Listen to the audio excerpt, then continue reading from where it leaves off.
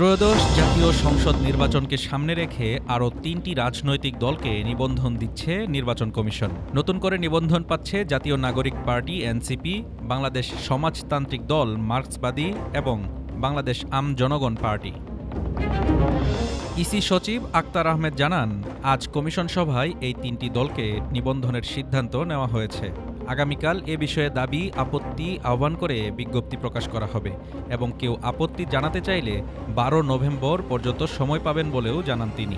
এর আগে ৩০ সেপ্টেম্বর প্রাথমিকভাবে জাতীয় নাগরিক পার্টি ও বাংলাদেশ জাতীয় লীগকে নিবন্ধনযোগ্য হিসেবে চিহ্নিত করেছিল ইসি। তবে পুনর্তদন্তে জাতীয় লীগের রাজনৈতিক কার্যক্রমে ধারাবাহিকতা না পাওয়ায় দলটি নিবন্ধন থেকে বাদ পড়েছে।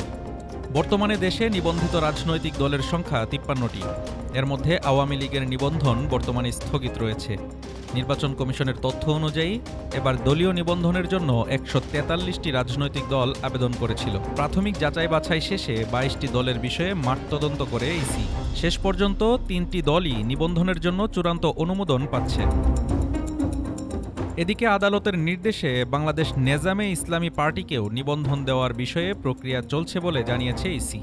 ত্রয়োদশ সংসদ নির্বাচনের আগে নতুন ৩ দল নিবন্ধন পাওয়ায় রাজনৈতিক মাঠে কিছুটা নড়াচড়া তৈরি হয়েছে। তবে বড় ২ জোটে এই নতুন দলগুলোর ভূমিকা কেমন হবে তাই এখন দেখার বিষয়। Desk report, Dhaka today.